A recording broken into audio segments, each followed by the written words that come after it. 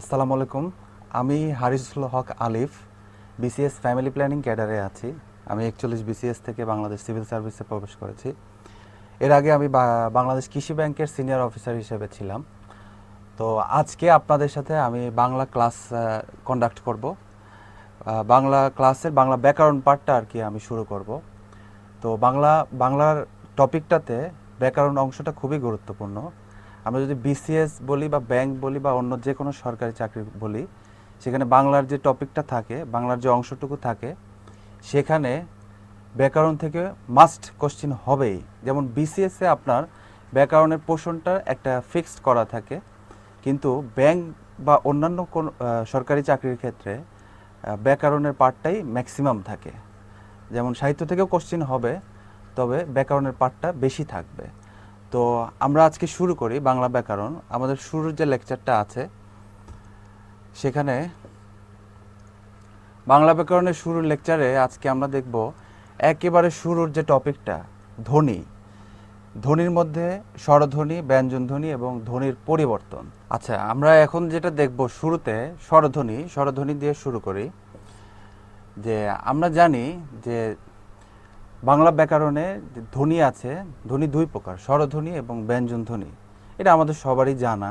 তো স্বরধ্বনির যে সংজ্ঞা যেতে যদি আমি আসি, সেখানে দেখা যায় যে যেসব ধ্বনি উচ্চারণের সময় ফুসফুস তাড়িত বাতাস মুখ বিবরের কোথাও বাধা পায় না। অর্থাৎ আমরা যখন কথা বলি, কথা বলার সময় আমরা যখন ধ্বনিগুলো উচ্চারণ করি, উচ্চারণের সময় ধ্বনি যদি কোথাও আমাদের মুখের মধ্যে বাতাসে বাধা না পায়, সরাসরি সেটা চলে আসে, তাহলে সেটা হয় স্বরধ্বনি। তো স্বরধ্বনি কোনগুলি আপনারা নিশ্চয়ই সবাই জানেন। স্বরধ্বনি, স্বরবর্ণ, 11টা স্বরবর্ণ আছে। তো আমাদের এই কোশ্চিনে স্বরধ্বনি কাকে বলে এইটা আমাদের পরীক্ষায় আসবে না, কিন্তু এখানে যে টপিকটা আসবে যে স্বরবর্ণকে বা স্বরধ্বনিকে সংক্ষিপ্ত আকারে যখন প্রকাশ করা হয় তখন সেটাকে কার বলা হয়। তো আমাদের কোশ্চিনে আসবে যে কার কার সংক্ষিপ্ত রূপ, কারটা কার সংক্ষিপ্ত রূপ, এরকম করে কোশ্চিনে আসবে এবং কার কতগুলি আছে। তো আমরা এখানে দেখি যে কার, বেসিক্যালি কার বলতে কি বোঝায়। যেমন আমরা জানি স্বরে অ, স্বরে আ, ই, রস্বই, দীর্ঘ এরকম। কিন্তু আমরা বলি কি স্বরে আ বা ই কার, দীর্ঘিকার এরকম। তো এরকম কার ব্যঞ্জনধ্বনিতে আছে 1টা, 2টা, 3টা, 4টা, 5টা, 6টা, 7টা, 8টা, 9টা। তো তাহলে কোশ্চিনটা কি হবে, কার কাকে বলে। ঠিক আছে, টোটাল কার হবে 10টা। স্বরধ্বনিতে আমাদের কার থাকে 10টা। এরপরে আসে যে রস স্বর। অল্প সময়ে যেসব স্বরধ্বনির উচ্চারণ করা হয় তাকে রস স্বর বলে। এখন রস স্বর আছে আমাদের 4টা। মানে যেই সব ধ্বনি উচ্চারণ করতে আমাদের সময় কম লাগবে স্বরবর্ণের ক্ষেত্রে, সেগুলিকে বলা হয় রস স্বর। এরকম রস স্বর থাকে 4টা। আর যেসব ধ্বনি উচ্চারণ করতে আমাদের দীর্ঘ সময় লাগবে, অর্থাৎ রস স্বরের তুলনায় সময়টা একটু বেশি লাগবে, সেটাকে বলা হয় দীর্ঘস্বর। দীর্ঘস্বর আছে 7টা। তো এই হলো কোশ্চিনটা হবে এইভাবে যে কার কি, কার কয়টি আছে, রস্বর কি, রস্বর কয়টি আছে, দীর্ঘস্বর কি, দীর্ঘস্বর কয়টি আছে বাংলা ধ্বনির স্বরধ্বনিতে। তো পরের স্লাইডে, আচ্ছা এখন আসি মৌলিক স্বরধ্বনি। আমরা মৌলিক যখন কোনো বিষয়ে মৌলিক কথা বলি, মৌলিকটা হচ্ছে যেটাকে আর কোনোভাবেই বিশ্লেষণ করা যায় না, মানে এটাকে ভেঙে নতুন কোনো কিছুতে আর কনভার্ট করা যায় না, সেটাকে বেসিক্যালি মৌলিক বিষয় বলা হয়। তো স্বরধ্বনির ক্ষেত্রেও এরকম মৌলিক বিষয় আছে, যেমন মৌলিক স্বরধ্বনি। তাহলে মৌলিক স্বরধ্বনি কোনটা হবে, যেই স্বরধ্বনিকে বিশ্লেষণ করে আর নতুন করে ভাঙা যাবে না, সেটাকে বলা হয় মৌলিক স্বরধ্বনি। তো বাংলা ব্যাকরণে, বাংলা ধ্বনিতে মৌলিক স্বরধ্বনি আছে টোটাল 7টা। 7টা আছে, যেমন স্বরে অ, আ, এরকম করে এই সাতটাকে আমরা যদি ভাঙতে চাই, অর্থাৎ বিশ্লেষণ করতে চাই, তাহলে আমরা কিন্তু মানে স্বরে অকে ভেঙে এটাকে আমরা বিশ্লেষণ করতে পারবো না, অর্থাৎ এটা বিশ্লেষণের অযোগ্য। মৌলিক স্বরধ্বনি, আমরা মৌলিক বিষয় যখন কথা বলি, তখন মৌলিক বিষয়টা হচ্ছে কোনো বিষয়কে যদি আমরা মৌলিক বলে অভিহিত করি, তাহলে সেটাকে আর নতুন করে বিশ্লেষণ করা যায় না বা ভাগ করা যায় না। তো স্বরধ্বনির ক্ষেত্রেও এরকম মৌলিক একটা বিষয় আছে। মৌলিক বিষয়টা হচ্ছে যেই স্বরধ্বনিগুলিকে আর নতুন করে বিশ্লেষণ করা যায় না সেটাকে মৌলিক স্বরধ্বনি বলা হয়। তো বাংলায় স্বরধ্বনির ক্ষেত্রে মৌলিক স্বরধ্বনি আছে 7টা। এটা অনেক পরীক্ষার কোশ্চিনেই এসে থাকে যে বাংলায় মৌলিক স্বরধ্বনি কয়টি আছে। কোশ্চিনটা আসবে এভাবে যে মৌলিক স্বরধ্বনি কয়টি আছে, সেক্ষেত্রে আমাদেরকে এটা মানে মুখস্থ রাখতে হবে মৌলিক স্বরধ্বনি আছে 7টা। তো আপনার স্ক্রিনে এখানে যে বর্ণগুলি দেয়া আছে, যে ধ্বনিগুলি দেয়া আছে, এখানে টিক চিহ্ন যেগুলিতে আছে সেগুলি হচ্ছে আমাদের মৌলিক স্বরধ্বনি, অর্থাৎ এইগুলিকে নতুন করে আর বিভাজিত করা যায় না। তো এই 6টি হচ্ছে আমাদের স্বরধ্বনির অন্তর্গত, আর একটি আছে অতিরিক্ত। এটা বাংলা স্বরধ্বনিতে অতিরিক্ত হিসেবে গণ্য করা হয়, এ ধ্বনিটা। তো এটাই হচ্ছে আমাদের মৌলিক স্বরধ্বনি। এখন এখানে দেখেন যে দীর্ঘ ই, রস উ, যেগুলিতে ক্রস চিহ্ন আছে, এগুলি আমাদের মৌলিক স্বরধ্বনি নয়। কেন মৌলিক স্বরধ্বনি নয়? তাহলে নিশ্চয়ই এগুলিকে বিভাজিত করা যায়। যেমন দীর্ঘ ই উচ্চারণ সাধারণভাবে ধরে নেওয়া হয় রস্য ই এর মতো, রস ই এর মতো, ঠিক আছে? অর্থাৎ দীর্ঘ ইর সাথে রস ইর একটা সম্পর্ক আছে। আমরা যদি বিভাজিত করি তাহলে দীর্ঘ ইকে রস ইতে কনভার্ট করা যায়। একইভাবে দীর্ঘ উ, রি, দীর্ঘ উ, এগুলি আমাদের মৌলিক স্বরধ্বনি হিসেবে বিবেচিত হয় না। আচ্ছা, এরপরে আসি রি। বাংলায় রিকে স্বরধ্বনি বলা চলে না, কারণ এটি সংস্কৃত থেকে আগত, এবং রিকে যদি আমরা ভাঙি তাহলে রিকে আমরা র প্লাস ই এভাবে আমরা রিকে ভাঙতে পারি, যে কারণে রিকেও মৌলিক স্বরধ্বনি বলা যায় না।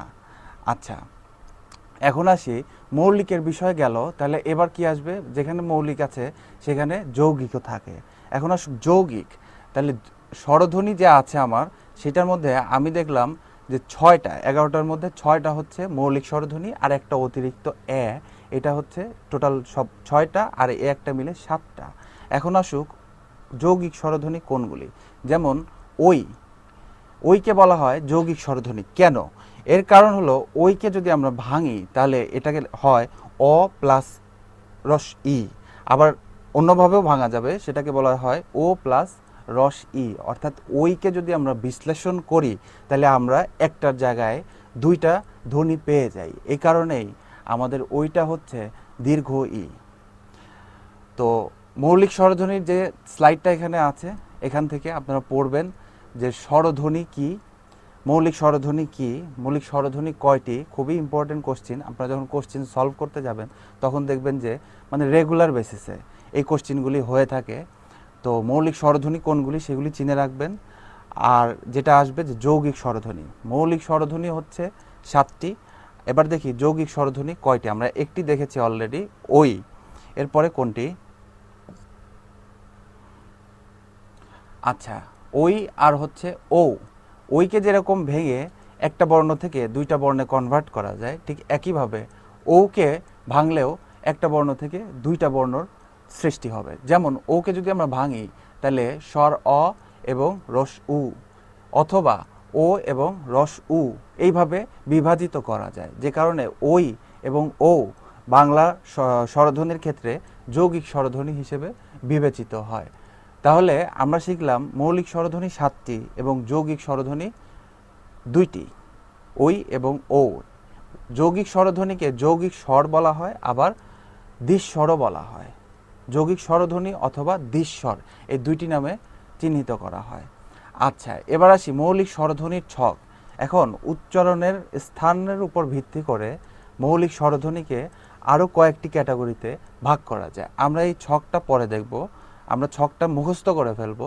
ছকটা যদি আমাদের মুখস্থ থাকে তাহলে এখান থেকে কোশ্চিন আসলে যেই ক্যাটাগরিতেই কোশ্চিন আসুক, এখানে বিভিন্ন ক্যাটাগরিতে কোশ্চিন আসতে পারে, যেই ক্যাটাগরিতেই কোশ্চিন আসুক আমরা ইনশাল্লাহ মিস হবে না। আচ্ছা, স্বরধ্বনির বিচারের মাপকাঠি। তো যেটা বলেছিলাম যে উচ্চারণের উপর ভিত্তি করে এই স্বরধ্বনিকে আবার কয়েকটা ক্যাটাগরিতে ভাগ করা যায়। যেমন জিহ্বার অবস্থানের ভিত্তিতে।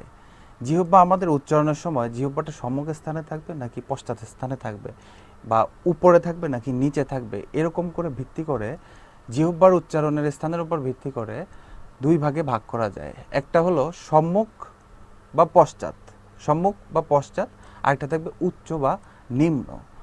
এরপরে আসি ওষ্ঠ, অর্থাৎ ঠোঁটের উচ্চারণের ভিত্তিতে এটাকেও দুই ভাগে ভাগ করা যায়, যেমন একটা প্রসৃত গোলাকৃত, আরেকটা হচ্ছে সংবৃত এবং বিবৃত। এটার মধ্যে সংবৃত এবং বিবৃত এই অংশটা ইম্পর্টেন্ট, কারণ কোশ্চিনে আপনারা যখন বিগত বছরের কোশ্চিন বা এর আগে যে কোশ্চিনগুলি এসেছে সেগুলি আপনারা যখন অ্যানালাইসিস করবেন তখন দেখবেন যে সংবৃত কোনটি সংবৃত ধ্বনি, কোনটি বিবৃত ধ্বনি, এরকম কোশ্চিন এসে থাকে। তো আরেকটা আছে সম্মুখ স্বরধ্বনি। এখন দেখেন যে এইখানে লেখা আছে যে সম্মুখ স্বরধ্বনি তিনটি, আবার পশ্চাৎ স্বরধ্বনি তিনটি। কোনগুলি এগুলি আমরা এখান থেকে দেখব না, আগের স্লাইডে যে টেবিল আছে সেই টেবিল থেকে আমরা দেখব। উচ্চ স্বরধ্বনি দুইটি, নিম্ন স্বরধ্বনি দুইটি। তাহলে উচ্চ আর নিম্ন এই অংশটা কিসের কারণে আসে? জিহ্বার অবস্থানের ভিত্তিতে। আবার সম্মুখ পশ্চাৎ এটাও আসবে কিসের ভিত্তিতে? জিহ্বার অবস্থানের উপর ভিত্তি করে। এখানে দেখেন রস ই সম্মুখ স্বরধ্বনি, আবার একইভাবে উচ্চ স্বরধ্বনি। তাহলে কোশ্চিনটা কিভাবে হতে পারে? কোশ্চিনটা হতে পারে যে উচ্চ সম্মুখ স্বরধ্বনি কোনটি, বা নিম্ন স্বরধ্বনি কোনটি, বা এরকম হতে পারে যে উচ্চ সম্মুখ স্বরধ্বনি কোনটি, অর্থাৎ একটার সাথে আরেকটাকে লিঙ্ক করে কোশ্চিনটা হবে। তো এই ধরনের কোশ্চিন যখন আমরা আনসার করতে যাব তখন আমাদের এই টেবিলটা যদি মুখস্থ থাকে তাহলে আমরা খুব সহজেই আনসারটা করতে পারবো। যেমন এটা যে নিজের মতো করে এটা মুখস্থ করতে হবে টেবিলটাকে। যেমন এরকম ছক করে নেবেন, সম্মুখ, মধ্যকেন্দ্রীয়, পশ্চাৎ। যদিও মধ্যকেন্দ্রীয় পার্টটা ওইভাবে ইম্পর্টেন্ট না, আসে না, শুধু একটা মনে রাখলেই হবে সম্মুখ পশ্চাৎ, এবং সম্মুখটাকে 4টা ক্যাটাগরিতে ভাগ হবে, পশ্চাৎটা 4টা ক্যাটাগরিতে ভাগ হবে। যেমন রস ই উচ্চ সম্মুখ স্বরধ্বনি, তারপরে এ উচ্চ মধ্য সম্মুখ স্বরধ্বনি। শুধু একটা মনে রাখলে হবে না যে সম্মুখ আমার রস ই, এ এগুলি সম্মুখ, শুধু সম্মুখ মনে রাখলে হবে না, সম্মুখের সাথে সাথে এর সাইডের যে ক্যাটাগরিগুলি উল্লেখ করা আছে এগুলিও আমাদেরকে মনে রাখতে হবে। তো আমরা যদি এই টেবিলটা মুখস্থ রাখতে পারি তো আশা করি এখান থেকে যে কোনো কোশ্চিন আসলে আমরা আনসার করতে পারবো।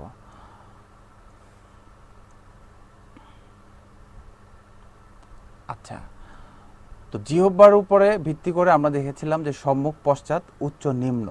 এরপরে আসে ঠোঁটের অবস্থানের উপরে ভিত্তি করে, অর্থাৎ ওষ্ঠের অবস্থানের উপর ভিত্তি করে আমরা দেখেছিলাম প্রসৃত, গোলাকৃত, সংবৃত এবং বিবৃত। তো প্রসৃত, গোলাকৃত তিনটি, এটার মধ্যেও ই আসবে। আমি যখন টেবিলে যাব তখন দেখবেন যে একটা দিয়েই একটা দিয়ে অনেকগুলি কাভার হয়ে যায়। গোলাকৃতর মধ্যে এগুলি আসবে, এবং সংবৃত স্বরধ্বনি 4টি, খুব ইম্পর্টেন্ট। এটা মাঝে মাঝে কোশ্চিনে এসে থাকে যে কোনটি সংবৃত ধ্বনি বা কোনটি বিবৃত ধ্বনি। তো এই অংশটা খুবই ইম্পর্টেন্ট। এই যে টেবিলে যদি আমরা আসি, এই যে এখানে আছে যে উচ্চ মধ্য পশ্চাৎধ্বনি কোনটা, উচ্চ মধ্য পশ্চাৎধ্বনি। যেমন উচ্চ মধ্য এই রোতে হবে আর পশ্চাৎধ্বনি আমার এই কলামে। তো উচ্চ মধ্যের সাথে আমরা পশ্চাতের এই কলাম আর রোকে যদি মিলাই তাহলে আমি বলবো ওটা হচ্ছে আমার উচ্চ মধ্য পশ্চাৎধ্বনি। ঠিক আছে? একইভাবে নিম্ন মধ্য পশ্চাৎধ্বনি কোনটা? নিম্ন মধ্য পশ্চাৎধ্বনি স্বর অ। আর নিম্ন মধ্য সম্মুখ ধ্বনি কোনটা? এ। অর্থাৎ আপনারা এই টেবিলটাকে কলাম এবং রোতে ভাগ করে এটা মুখস্থ রাখতে হবে, মেমোরাইজ করতে হবে, সোজা কথা। তো আর সংবৃত যেটা আছে, সংবৃত এই ছকে আসবে না, আপনারা এখান থেকেই মনে রাখবেন। সংবৃত আছে 4টা, বিবৃত আছে 3টি। এটা মনে রাখতে হবে কারণ এটা খুবই ইম্পর্টেন্ট। দেখা গেছে যে বেশিরভাগ পরীক্ষায় এসে থাকে যে কোনটি সংবৃত ধ্বনি বা কোনটি বিবৃত ধ্বনি। তো এই গেল মোটামুটি আমাদের স্বরধ্বনি বিচারের মাপকাঠি। তো দেখা গেছে যে জিহ্বা এবং ওষ্ঠ এই দুইটার অবস্থানের উপর ভিত্তি করে আমরা স্বরধ্বনিকে আবার নতুন করে শ্রেণী বিভাজিত করতে পারি। এবারে আসি যে দ্বিস্বর বা যৌগিক স্বর। আমরা প্রথমে পড়েছিলাম যে মৌলিক স্বরধ্বনি এবং যৌগিক স্বরধ্বনি বা দ্বিস্বর, সেটা আমরা পড়েছিলাম ধ্বনি, যে যৌগিক স্বরধ্বনি ঔ এবং ওই। আর এখন আমরা দেখব যে দ্বিস্বর বা যৌগিক স্বর। এখন স্বরধ্বনি আর স্বর এই দুটার পার্থক্যটা বুঝতে হবে। যেমন পাশাপাশি দুটি স্বরধ্বনি একসাথে উচ্চারিত হলে তাকে দ্বিস্বর বা যৌগিক স্বর বলে। একে সন্ধিস্বর বা সান্ধ্যাক্ষরও বলে থাকে। আচ্ছা, তো বিষয়টা কিরকম বলি, যে পাশাপাশি দুটি স্বরধ্বনি একসঙ্গে উচ্চারিত হলে তাকে দ্বিস্বর বা যৌগিক স্বর বলে। যেমন আমি বইটি চাই, যেমন আমি বললাম চাই, এখানে দেখা যায় যে একটা আ এবং ই, যেমন চা, এখানে থাকে আমার স্বরধ্বনি আ এবং ই, আ এবং ই মিলে হয় আই, অর্থাৎ এখানে আই এবং ই একসাথে উচ্চারিত হয়। যেমন চাই, চাই, এরকম উচ্চারণের ক্ষেত্রে একসাথে উচ্চারিত হয়। তো এই ধরনের স্বরধ্বনিকে বলা হয় যে যৌগিক স্বর বা দ্বিস্বর। এরকম আরও উদাহরণ আছে, যেমন এখানে দুইটি মতবাদ আছে। যেমন মোহাম্মদ আব্দুল হাইয়ের মতে বাংলা দ্বিস্বর ধ্বনির সংখ্যা মোট 31টি, এর মধ্যে নিয়মিত 29টি, অনিয়মিত 12টি। তবে আমাদের যে বাংলা বোর্ডের বই, যেটাকে আমরা মূলত ফলো করে থাকি, সেখানে বলা আছে বাংলা দ্বিস্বর ধ্বনির সংখ্যা 25টি। তো সেক্ষেত্রে আমাদের কোশ্চিনে আসবে যেমন 25টি, এটাই মূলত সবসময় কোশ্চিন যেভাবে আসে সেখানে অ্যাপ্রোপ্রিয়েট অ্যান্সার থাকে। তো সেজন্য আমরা মনে রাখবো বাংলা দ্বিস্বর ধ্বনির সংখ্যা 25টি। বাংলা দ্বিস্বর ধ্বনির সংখ্যা 25টি, অর্থাৎ যৌগিক ধ্বনি হচ্ছে আমাদের দুইটি। আমি আবারও বলি, যৌগিক ধ্বনি হচ্ছে আমাদের দুইটি, ওই এবং ও। আর যৌগিক স্বর বা দ্বিস্বর, এটার সংখ্যা হচ্ছে 25টি। সেটা কিরকম, যেমন আমি যদি বলি দই, দ এবং রস ই, দয়ের সাথে একটা স্বরবর্ণ থাকে, সেটা হচ্ছে অ, এবং রস ই, এই দুইটা মিলে কি হয়ে যায় ওই। তো এইভাবে উচ্চারণটা কি হয় দই। বা বউ, অ এবং উ উচ্চারণ মিলে ও, ওটাকে আমরা একেবারে বলি ও, বো ও, এভাবে না বলে একেবারে বলি বউ। ঠিক আছে? তো দুইটি স্বরধ্বনি যখন একসাথে উচ্চারিত হয়ে একটি স্বরধ্বনির মতো শোনায়, তখন সেটাকে আমরা যৌগিক স্বরধ্বনি বলি। এখন যৌগিক স্বরধ্বনি বাংলা ব্যাকরণে আছে 25টি। তো আমাদের কোশ্চিনে আসবে যে যৌগিক স্বরধ্বনি কয়টি। যেমন আসবে মৌলিক স্বরধ্বনি কয়টি, মৌলিক স্বরধ্বনি হচ্ছে মৌলিক স্বরধ্বনি কয়টি, এরকম আসবে। মৌলিক স্বরধ্বনি যেমন 7টি, সেরকম আসবে যৌগিক স্বরধ্বনি কয়টা। যৌগিক স্বরধ্বনি হচ্ছে 2টি। আর যৌগিক স্বর বা দ্বিস্বর কয়টি, সেক্ষেত্রে আনসার হবে 25টি। আচ্ছা, এরপরে এই কথাটা আবার বলা হয়েছে যে যৌগিক স্বরজ্ঞাপক দুটি বর্ণ রয়েছে। যৌগিক স্বরজ্ঞাপক বর্ণ হবে দুটি, যেটা আমি একটু আগেই বলেছি যে স্বরজ্ঞাপক বর্ণ বা ধ্বনি হবে দুইটি, একটা হলো ওই আর একটা হচ্ছে ও। তো এই মোটামুটি আমাদের ছিল যে স্বরধ্বনি নিয়ে লেকচার। যেমন স্বরধ্বনিতে আমরা পড়েছি যে স্বরধ্বনিতে মৌলিক স্বরধ্বনি কয়টি আছে। আমরা রস স্বরধ্বনি পড়েছি, দীর্ঘ স্বরধ্বনি পড়েছি, মৌলিক স্বরধ্বনি পড়েছি, যৌগিক স্বরধ্বনি পড়েছি। স্বরধ্বনির সংক্ষিপ্ত রূপকে কি বলে, কার বলে, কার কয়টি আছে সেটি পড়েছি।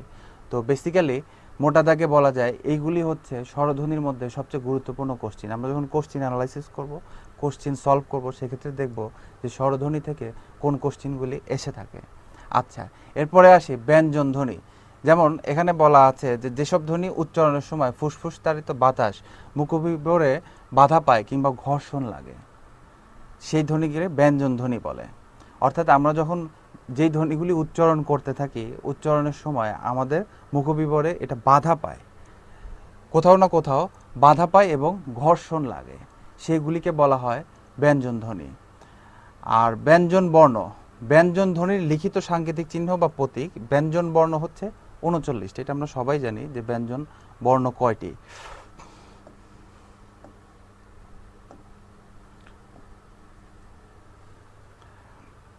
আচ্ছা,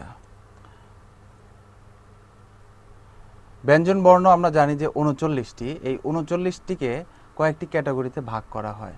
যেমন এখানে দেখবেন যে 5টি 5টি 5টি, এখানে আছে 5টি 5টি 5টি 5টি 5টি। এটার একটা ক্যাটাগরি আছে, সেটা আমরা পরবর্তীতে পড়ব। তো আমি এখন বলি, এটাকে বলা হয় হচ্ছে স্পর্শধ্বনি। এটা আরেকটা নাম আছে বর্গধ্বনিও বলা হয়। যেমন ক, চ, ট, ত, প। বাংলা ব্যাকরণে বর্গ বর্ণ আছে বা বর্গধ্বনি আছে 25টি। এগুলিকে বলা হয় যে 25টি বর্গধ্বনি আছে এবং প্রতিটি 5টিতে বিভাজিত করা হয়েছে। প্রথম বর্ণের নাম অনুসারে এই বর্গের নামকরণ করা হয়। যেমন ক বর্গ, ক বর্গতে আছে 5টি, চ বর্গ, ট বর্গ, ত বর্গ, প বর্গ। এরকম আমরা মনে রাখবো ক, চ, ট, ত, প, ক, চ, ট, ত, প। তো এই পাঁচটি ক্যাটাগরির মোট 25টি বর্ণকে বলা হয় যে বর্গধ্বনি। আচ্ছা, আমাদের 39টি ব্যঞ্জনধ্বনির এভাবে বিভিন্ন শ্রেণীবিন্যাস করা হয়। তো শ্রেণীবিন্যাসগুলি আমরা দেখব পরবর্তী স্লাইডে। তো ব্যঞ্জনধ্বনিতে আমরা প্রথমে যেটা দেখব যে হসন্ত, এটাকে হলন্ত বলা হয়, হসন্ত বা হলন্ত বর্ণ। আমরা যখন ব্যঞ্জনধ্বনি উচ্চারণ করি, প্রতিটা বর্ণ উচ্চারণ করার সময় আমাদের একটা স্বরবর্ণ চলে আসে। যেমন ক, ক উচ্চারণ করলে এর সাথে অ চলে আসে, এই জন্য ক প্লাস অ, অর্থাৎ উচ্চারণের সুবিধার জন্য বাংলা ব্যঞ্জন বর্ণে অ স্বরধ্বনিটি যোগ করে উচ্চারণ করা হয়। যেমন তবে যে ক্ষেত্রে অ স্বরধ্বনিটি উচ্চারণে আসে না, সেটাকে বলা হয় হচ্ছে হসন্ত ধ্বনি বা হলন্ত ধ্বনি। অর্থাৎ আমরা যখন উচ্চারণের সময় আমরা দুইভাবে উচ্চারণ করতে পারি। একবার অটাকে আমরা সাথে নিতে পারি এবং প্রয়োজন বোধে অটাকে আমরা এখান থেকে সরিয়েও দিতে পারি। যখন অটাকে আমরা কোনো ব্যঞ্জন বর্ণ থেকে সরিয়ে দেব, তখন সেটাকে বলা হয় হচ্ছে হসন্ত বা হলন্ত বর্ণ। আচ্ছা, এরপরে ব্যঞ্জনধ্বনি বিচারের মাপকাঠি। আমরা যেমন দেখেছিলাম স্বরধ্বনি বিচারের মাপকাঠি, অর্থাৎ মুখবিবরের বিভিন্ন অংশের উপর ভিত্তি করে যেমন উচ্চারণের পার্থক্য হয়ে থাকে, ঠিক একইভাবে ব্যঞ্জনধ্বনি বিচারেরও এরকম মাপকাঠি আছে। যেমন উচ্চারণের স্থান অনুসারে ব্যঞ্জনধ্বনি 5 রকম হবে। এখানে উচ্চারণ রীতি, বাতাস কিভাবে কাজ করে, অর্থাৎ আমরা যখন কথা বলি আমাদের স্বরতন্ত্রের কম্পনের মাধ্যমে যখন বাতাস বের হয়, সেই বাতাসটা কিভাবে কাজ করে সেটার উপর ভিত্তি করেও ব্যঞ্জনধ্বনিকে একটা শ্রেণীতে বিভাজিত করা যায়। এরপরে আছে ঘোষ অঘোষ। স্বরতন্ত্রের কম্পনের উপর ঘোষ বা অঘোষ নির্ভর করে।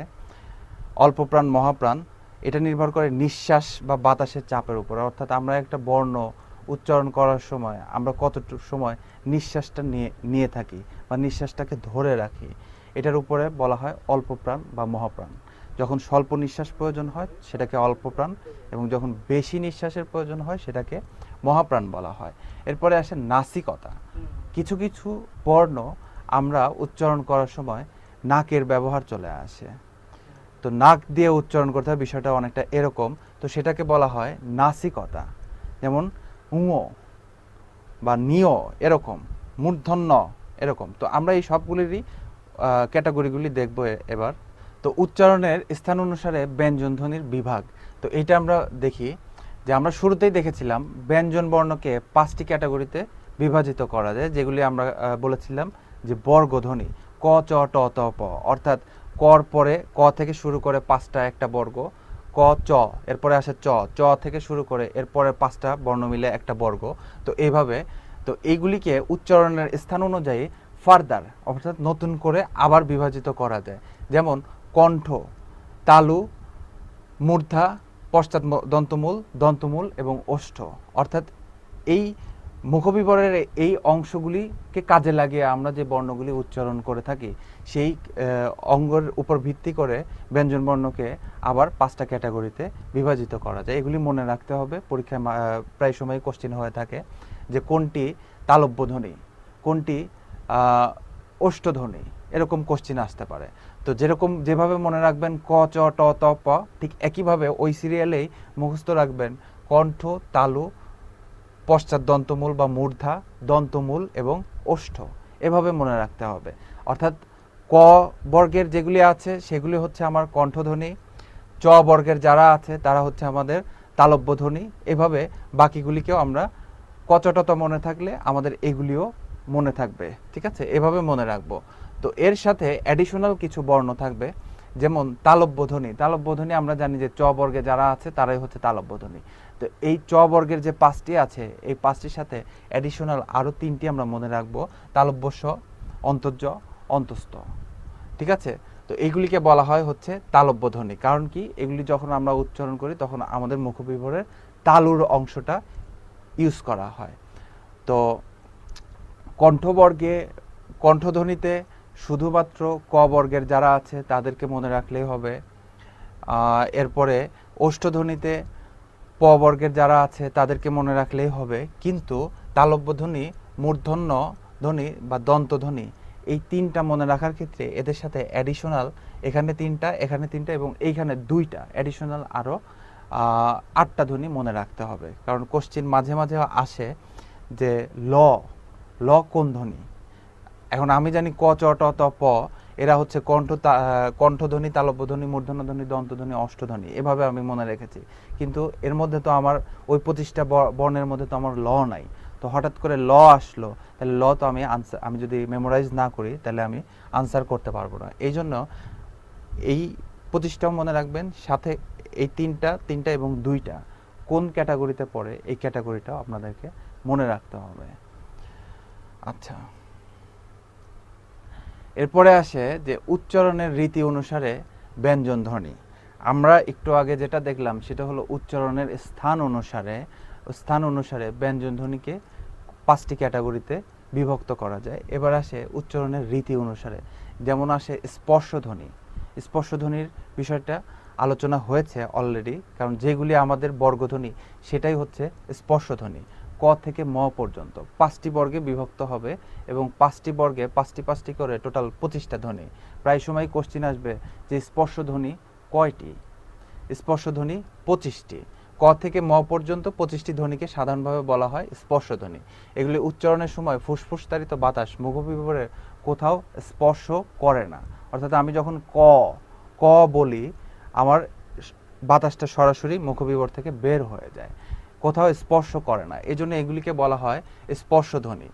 এই 25টির বাইরে অন্তর্জ এবং অনুস্বর এই দুটিও ধ্বনিগতভাবে স্পর্শধ্বনি। ঠিক আছে, তো এই 25টির বাইরেও আরও 2টি স্পর্শধ্বনি আছে, সেটা মনে রাখবেন, যে অন্তর্জ এবং অনুস্বর। আচ্ছা, তো স্পর্শধ্বনি বর্গীয় ধ্বনি যারা, তারাই হচ্ছে আমাদের স্পর্শধ্বনি। এরপরে আসে কম্পনজনিত ধ্বনি।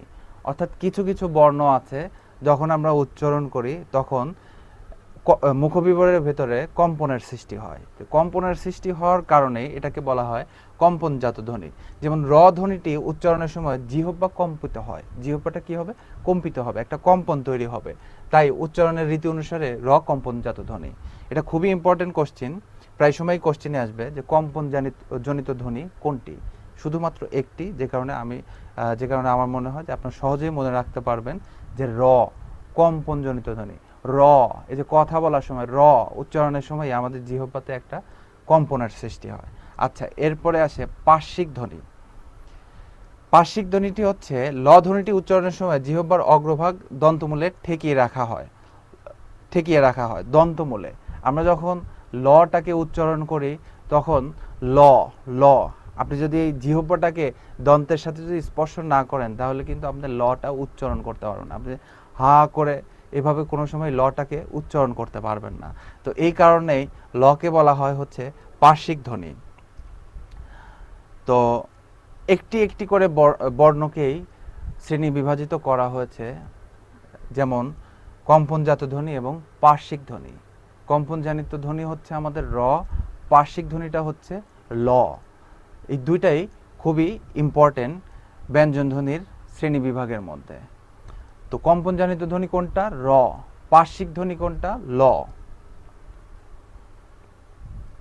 আচ্ছা, এরপরে আসে ঊষ্মধ্বনি বা শীষ ধ্বনি। ঊষ্মধ্বনি বা শীষ ধ্বনি ব্যঞ্জন বর্ণতে আছে 4টি। সেগুলি কি কি? তালব্য স, মূর্ধন্য স, দন্ত স এবং হ। এই 4টি ধ্বনির উচ্চারণের সময় আমরা শ্বাস যতক্ষণ খুশি ধরে রাখতে পারি। আমরা শুরুতে দেখেছিলাম যে ব্যঞ্জন ধ্বনির বিভাজনের বা ব্যঞ্জন ধ্বনি উচ্চারণের মাপকাঠি, সেখানে আমরা দেখেছিলাম যে আমরা নিঃশ্বাস কতক্ষণ নেব বা উচ্চারণের স্থান, এগুলির উপর ক্যাটাগরি করেই কিন্তু আমাদের ব্যঞ্জন ধ্বনিকে আবার নতুন করে শ্রেণীবিভাজিত করা হয়। তো এখানে সেটা কি, এটা এসেছে যে শ্বাস বা নিঃশ্বাস আমরা কতটুকু বা কতক্ষণ সময় ধরে রাখি, এইটার উপর ভিত্তি করে যে ক্যাটাগরিটা করা হয় সেটাকে বলা হয় ঊষ্মধ্বনি বা শীর্ষধ্বনি। তো ঊষ্মধ্বনি বা শীর্ষধ্বনি কয়টি? 4টি। তালব্য স, মূর্ধন্য স, দন্ত স এবং হ। আচ্ছা, আবার এই ধ্বনিগুলি উচ্চারণের সময় এটা মনে রাখতে পারেন যে উচ্চারণের সময় কিছুটা তাপ উৎপন্ন হয়। আমরা যখন কথা বলি তখন মুখবিবরের মধ্যে এই ধ্বনি উচ্চারণ করতে গেলে কিছুটা তাপ উৎপন্ন হবে। এই যে আবার এগুলো উচ্চারণের সময় মুখের ভিতরে বাতাসের ঘর্ষণের ফলে সামান্য তাপ উৎপন্ন হয়, তাই এগুলিকে ঊষ্মধ্বনি বলা হয়। শ্বাসের কারণে শীর্ষধ্বনি, তাপের কারণে ঊষ্মধ্বনি। তো ঊষ্মধ্বনি বলি বা শীর্ষধ্বনি যাই বলি না কেন, বাংলা ব্যঞ্জন বর্ণে এইগুলি আছে 4টি, সেটা হচ্ছে তালব্য স, মূর্ধন্য স, দন্ত স এবং হ। এরপরে আসে ঘোষ এবং অঘোষের বিচার, অল্পপ্রাণ এবং মহাপ্রাণের বিচার। আচ্ছা, ঘোষ অঘোষের বিচারে তালব্য স, মূর্ধন্য স, দন্ত স 3টি হচ্ছে অঘোষ ধ্বনি। আচ্ছা, ঘোষ অঘোষ এখন আমরা আসবো, তবে শীর্ষধ্বনির ক্ষেত্রে মনে রাখবেন যে এই 4টিকে ঘোষ অঘোষ বা এবং অল্পপ্রাণ মহাপ্রাণ এই 2 ক্যাটাগরিতেও আবার ভাগ করা যায়। যেমন প্রথম 3টি তালব্য স, মূর্ধন্য স, দন্ত স এগুলিকে বলা হয় অঘোষ ধ্বনি। এইটা খুবই ইম্পর্টেন্ট, মাঝে মাঝে কোশ্চিনে আসবে যে হ হ এটা কোন ধ্বনি? তো অপশনে থাকবে ঘোষ ধ্বনি, ঘোষ মহাপ্রাণ। ঠিক আছে, ঘোষ মহাপ্রাণ, কারণ ঘোষ ধ্বনির মধ্যে শুধুমাত্র এই 4টার মধ্যে হটা হচ্ছে ঘোষ ধ্বনি। ঘোষ ধ্বনি কি সেটা আমরা পরের স্লাইডে দেখব। এখানে আপাতত জেনে রাখেন যে আমাদের যে ঊষ্মধ্বনি 4টি আছে, এই 4টির মধ্যে প্রথম 3টিকে বলা হয় হচ্ছে অঘোষ ধ্বনি, আর পরের যেটা আছে হ এটাকে বলা হয় ঘোষ ধ্বনি। একইভাবে অল্পপ্রাণ মহাপ্রাণের বিচারে যদি আমরা বিভাজিত করতে চাই, সেক্ষেত্রে প্রথম 3টি হচ্ছে অল্পপ্রাণ এবং পরেরটা হচ্ছে মহাপ্রাণ, অর্থাৎ অঘোষ অল্পপ্রাণ। অঘোষ যারা অল্পপ্রাণও তারা, অঘোষ অল্পপ্রাণ। প্রথম 3টি হচ্ছে অঘোষ অল্পপ্রাণ, আর পরের যে একটি আছে হ, এটি হচ্ছে ঘোষ মহাপ্রাণ। তো এইটাই বেশি ইম্পর্টেন্ট যে হ নিয়েই কোশ্চেনটা বেশি হয় যে হ কোন ধ্বনি। তাহলে মনে রাখতে হবে হটা হচ্ছে প্রথমত ঊষ্মধ্বনি বা শীর্ষধ্বনি, এবং এর পাশাপাশি এটা হচ্ছে মহাপ্রাণ ঘোষ ধ্বনি। ঘোষ ধ্বনি, ঘোষ মহাপ্রাণ ধ্বনি, যেভাবে মনে রাখি মহাপ্রাণ ঘোষ ধ্বনি বা ঘোষ মহাপ্রাণ ধ্বনি। আচ্ছা, তো এই গেল মোটামুটি ঊষ্মধ্বনি বা শীর্ষধ্বনির বিভাজন। এরপরে আসে যে ঘোষ এবং অঘোষ। ঘোষ কোনগুলি এবং অঘোষ কোনগুলি? যে ধ্বনি উচ্চারণের সময় স্বরতন্ত্রী অনুরিত হয় এবং যে ধ্বনি উচ্চারণের সময় স্বরতন্ত্রী কম অনুরিত হয়, অনুরণ সৃষ্টি হয়। যখন আমরা এই ঘোষ ধ্বনিগুলি উচ্চারণ করি তখন আমাদের স্বরতন্ত্রের মধ্যে একটা অনুরণ সৃষ্টি হয়। তো এই অনুরণের উপর ভিত্তি করে ধ্বনিগুলিকে ঘোষ এবং অঘোষ এই 2 ভাগে বিভাজিত করা হয়। যেমন ঘোষ ধ্বনি। আচ্ছা, এখানে একটা বিষয় বলি, আপনারা এই কোনটা কোন ক্যাটাগরির ধ্বনি এটার সংজ্ঞাটা মনে রাখতে পারেন, বা কিন্তু কোন ধ্বনিটা, যেমন কে বলা হয় যে ঊষ্মধ্বনি। এখন ঊষ্মধ্বনি কাকে বলে আপাতত এইটা মনে না রাখলেও চলবে, কিন্তু ঊষ্মধ্বনি কোনটি এটি অবশ্যই মনে রাখতে হবে। যেমন ঘোষ ধ্বনি কাকে বলে সেটা যদি আপনি ভুলেও যান অসুবিধা নেই, কিন্তু ঘোষ ধ্বনি কোনটি এইটা আপনাকে অবশ্যই মনে রাখতে হবে। যেমন ঘোষ ধ্বনি কোনটি? বর্গের তৃতীয়, চতুর্থ এবং পঞ্চম ধ্বনি। বর্গের তৃতীয়, চতুর্থ এবং পঞ্চম ধ্বনি আমি দেখাচ্ছি। যেমন অঘোষ ধ্বনি কোনটা হবে? বর্গের প্রথম এবং দ্বিতীয়। আচ্ছা, এই যে বর্গের, আমরা এগুলিকে স্কিপ করি।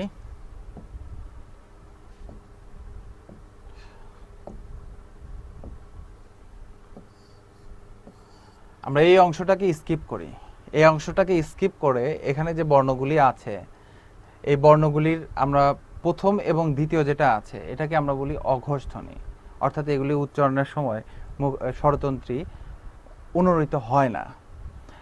আর পাশের যে 3টা আছে এই 3টা হচ্ছে আমাদের ঘোষ ধ্বনি। তো আমরা মনে রাখবো কিভাবে? আমরা একেবারে মুখস্থ করব না যে গ, ঘ, উ এগুলি হচ্ছে ঘোষধ্বনি, গ, ঘ, উ এভাবে আমরা মুখস্থ করব না। আমরা একটু টেকনিক্যালি মুখস্থ করব বা মনে রাখবো। সেটা হচ্ছে আমরা প্রথমত মেমোরাইজ করব যে আমাদের স্পর্শধ্বনি বা বর্গধ্বনি। আমি আবার বলি, এটা খুবই ইম্পর্টেন্ট যে ক, চ, ট, ত, প এভাবে মনে রাখতে হবে। ক দিয়ে শুরু করলে এরপরে যে 4টা আছে ক সহ টোটাল 5টা, এগুলিকে বলা হয় ক বর্গ।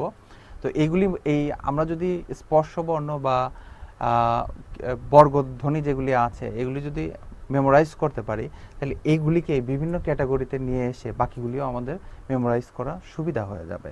যেমন এখানে বলা হচ্ছে ঘোষ এবং অঘোষের বিচারে, যে কোনগুলি ঘোষ কোনগুলি অঘোষ। টেকনিকটা খুবই ইজি, যে প্রথম যে 2টা থাকে এই 2টা হচ্ছে আমাদের অঘোষ ধ্বনি, আর পরের যে 3টা থাকে এই 3টা হচ্ছে আমাদের ঘোষ ধ্বনি। ঠিক আছে, প্রথম 2টি হচ্ছে অঘোষ এবং পরের 3টা হচ্ছে ঘোষ। একইভাবে প্রথম বর্গের ক্ষেত্রেও যা, দ্বিতীয় বর্গের ক্ষেত্রেও যা, পঞ্চম বর্গের ক্ষেত্রেও একই হিসাব। তো এইভাবে আমরা এটাকে মেমোরাইজ করব, যে কারণে কোশ্চিন যদি আসেও আমাদের বর্গধ্বনি কোনগুলি এটা মনে রাখলেই বাকিগুলি আমরা বিভিন্ন ক্যাটাগরিতে ভাগ করে ফেলতে পারবো। ঘোষ অঘোষ গেল, এরপরে আসে যে অল্প প্রাণ মহাপ্রাণ। অল্প প্রাণ ধ্বনি, যে ধ্বনি উচ্চারণের সময় বাতাসে চাপের স্বল্পতা থাকে সেটাকে বলা হয় অল্প প্রাণ, এবং যে স্বাভাবিকভাবে যেটা চাপের আধিক্য থাকবে সেটাকে বলা হয় মহাপ্রাণ। এখন আমরা আসি যে অল্প প্রাণ কোনগুলি, মহাপ্রাণ কোনগুলি। কোশ্চিন আসবে যে অল্প প্রাণ ধ্বনি কোনটা, মহাপ্রাণ ধ্বনি কোনটা। তো এইটাও আমরা একইভাবে ফিরে যাব বর্গধ্বনির ক্ষেত্রে, যে 5টি বর্গ আছে সেগুলি থেকে কিভাবে টেকনিক্যালি এগুলিকে ডিভাইড করা যায়। যেমন প্রথম, তৃতীয় এবং পঞ্চম আসি। প্রথম, তৃতীয় এবং পঞ্চম এগুলি হচ্ছে আমার স্বল্পপ্রাণ। স্বল্পপ্রাণ অর্থাৎ একটা যাবে এর পরটা স্কিপ করব। যেমন একটা এর পরটা স্কিপ, তারপরটা হবে, তারপরটা স্কিপ হবে, তারপরটা আমাদের থাকবে। প্রথমটা, তৃতীয়টা, পঞ্চমটা এগুলি হবে আমাদের কি, যে অল্প প্রাণ ধ্বনি। তাহলে মহাপ্রাণ কোনগুলি, বাকি যেগুলি থেকে যায় সেগুলি হচ্ছে আমাদের মহাপ্রাণ। এগুলি হচ্ছে মহাপ্রাণ। ঠিক আছে, তো আমাদের বর্গধ্বনি মনে রাখলে আমরা ঘোষধ্বনি, অঘোষধ্বনি এবং অল্প প্রাণ, মহাপ্রাণ এগুলি খুব সহজে আমরা মনে রাখতে পারবো। সেটা কিভাবে? ঘোষধ্বনি হচ্ছে ঘোষধ্বনি কোনটা, সবসময় বর্গের যে 5টা বর্ণ আছে শেষের 3টা। তাহলে অঘোষ কোনটা, প্রথম 2টা। অঘোষ কোনটা, প্রথম 2টা। আর অল্প প্রাণ মহাপ্রাণ কিভাবে আসবে? অল্প প্রাণ হচ্ছে প্রথমটা, তৃতীয়টা, পঞ্চমটা। আর মহাপ্রাণ কোনটা, দ্বিতীয়টা এবং চতুর্থটা। তাহলে প্রথমে যদি আমি বলি কটা যদি আমি ঘোষ না অঘোষ এভাবে যদি বিভাজিত করি তাহলে কোনটা হবে? অঘোষ। এবং অল্প প্রাণ না মহাপ্রাণ, তাহলে কোনটা হবে? তাহলে হবে অল্প প্রাণ, অর্থাৎ অঘোষ অল্প প্রাণ। কোশ্চিন অনেক সময় এভাবে আসবে, ঘোষ মহাপ্রাণ কোনটি বা অঘোষ অল্প প্রাণ কোনটি। তো ঘোষ কিভাবে বের করতে হয় সেই টেকনিকটা যদি আমার জানা থাকে, এবং অল্প প্রাণ বা মহাপ্রাণ কিভাবে বের করতে হয় সেই টেকনিকটাও যদি আমাদের জানা থাকে, তাহলে একটার সাথে আমরা আরেকটা খুব ইজিলি কোরিলেট করে ফেলতে পারবো। তো এই গেল আমাদের ঘোষ, অঘোষ এবং অল্প প্রাণ, মহাপ্রাণ। এরপরে আসে ব্যঞ্জন বর্ণের প্রকারভেদটা একটু বেশি এবং প্রতিটা টপিকই ইম্পর্টেন্ট। যেমন স্বরধ্বনিতে আমাদের প্রকারভেদ কম ছিল, কিন্তু যেগুলি ছিল সেগুলি ইম্পর্টেন্ট। আর ব্যঞ্জন বর্ণে আমাদের প্রকারভেদটা একটু বেশি থাকবে এবং প্রতিটাই আমাদের খুবই ইম্পর্টেন্ট, কারণ ধ্বনি থেকে কোশ্চিন হলে আপনার স্বরধ্বনি এবং ব্যঞ্জন ধ্বনির এই শ্রেণী বিভাজন যেগুলি আছে এগুলি থেকে বেসিক্যালি কোশ্চিন হয়। আচ্ছা, এরপরে আসি যে নাসিক্য ধ্বনি। শুরুতে বলেছিলাম যে নাক দিয়ে ফুসফুস তাড়িত বাতাস বের হয়, অর্থাৎ কিছু কিছু ধ্বনি উচ্চারণের সময় আমাদের নাক ইউজ করতে হয়, নাসারন্ধ্র ইউজ করতে হয়। ঠিক আছে, তো যেই ধ্বনিগুলি উচ্চারণের জন্য আমাদের নাক বা নাসারন্ধ্র ইউজ করতে হয় সেই ধ্বনিকে আমরা বলবো নাসিক্য ধ্বনি। তো নাসিক্য ধ্বনি কোনগুলি? যেমন উঙ, নিয়, মূর্ধন্য, দন্তন্য, ম, অনুস্বর। ঠিক আছে, এই 7টি বর্ণের উচ্চারণ নাক দিয়ে ফুসফুস তাড়িত বাতাস বের হয়। তবে উঙ এবং অনুস্বর ধ্বনিগতভাবে একই হওয়াতে নাসিক্য ধ্বনি কয়টা হবে? 1, 2, 3, 4, 5টা। এই 5টা। অনুস্বরটাকে অনুস্বর এবং উঙ এই দুটার উচ্চারণ একই হওয়ার কারণে আমরা একটাকে স্কিপ করে যাব। আমরা শুধু মনে রাখবো উঙ। আমাদের যে বা বোর্ডের বই, যেটা আমাদের মৌলিক বই হিসেবে যেটাকে আমরা ফলো করি, সেখানে দেখবেন যে নাসিক্য ধ্বনিটাকে বলা 5টি ধ্বনিতে 5টি, সেখানে উল্লেখ করা আছে নাসিক্য ধ্বনি হবে 5টা। আচ্ছা, তো নাসিক্য ধ্বনি কয়টা? 5টা। কোন 5টা? এই 5টা আমাদেরকে মনে রাখতে হবে, এই 5টা, ঠিক আছে, এই 5টা। আচ্ছা, নাসিক্য ধ্বনি গেল, এরপরে আসে অন্তস্থ বর্ণ। উচ্চারণের বিষয় চিন্তা করলে দেখা যায় যে উন্তর্য র ল এই বর্ণগুলো স্পর্শধ্বনি এবং ঊষ্মধ্বনির মাঝামাঝি অবস্থান করে। স্পর্শধ্বনি এবং ঊষ্মধ্বনি বা শীষ ধ্বনির মাঝামাঝি অবস্থান করে। তো এই জন্য এগুলিকে বলা হয় অন্তস্থ। মাঝামাঝির কারণে অন্তস্থ বর্ণ। সেটা কি? অন্তর্য র ল, খুব ইম্পর্টেন্ট। অন্তর্য র ল, অন্তস্থ বর্ণ কোনগুলি মনে রাখতে হবে? অন্তর্য র এবং ল। আচ্ছা,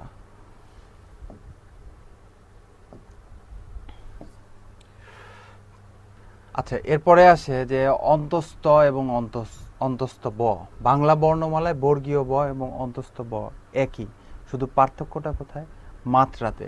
মাত্রাতে পার্থক্য দেয়া থাকে, যেমন একটাতে মাত্রা থাকবে আর একটাতে মাত্রা থাকবে না। তো এইখানে আপনারা যেটা মনে রাখবেন যে প্রকৃত প্রস্তাবে অন্তস্থ এবং অন্তস্থ ব এ দুটি অর্ধস্বর। অর্ধস্বর, এ দুটি অর্ধস্বর, অর্থাৎ অন্তস্থ এবং অন্তব এই দুটিকে অর্ধস্বর বলা হয়। আপাতত এখানে এতটুকু মনে রাখলেই এনাফ। তো অন্তস্থ অন্তস্থ ব এই দুটিকে কি বলা হয়? অর্ধস্বর। এরপরে আসে হ। হ ধ্বনিটি কণ্ঠনালীতে উৎপন্ন ঊষ্ম ঘোষধ্বনি। হ ধ্বনিটি কণ্ঠনালীতে উৎপন্ন ঊষ্ম ঘোষধ্বনি। এই ধ্বনিটি উচ্চারণের সময় কণ্ঠের মধ্যে দিয়ে বাতাস জোরে নির্গত হয়। এজন্য এটাকে কি বলা হয়? যে ঊষ্ম ঘোষধ্বনি। হ ধ্বনিটা কি? ঊষ্ম ঘোষধ্বনি। হ ধ্বনিটা নিয়ে এর আগেও কিন্তু আমরা দেখেছি যে এটা ঘোষ অঘোষের বিচারে ভাগ করা যায়, ঊষ্ম আছে, ঠিক আছে। তো হ ধ্বনি নিয়ে ওইখানেও যেটা আছে মনে রাখবেন, এবং এখানেও ঊষ্ম ঘোষধ্বনি, হ ধ্বনিকে ঊষ্ম ঘোষধ্বনি বলা হয়, ঠিক আছে।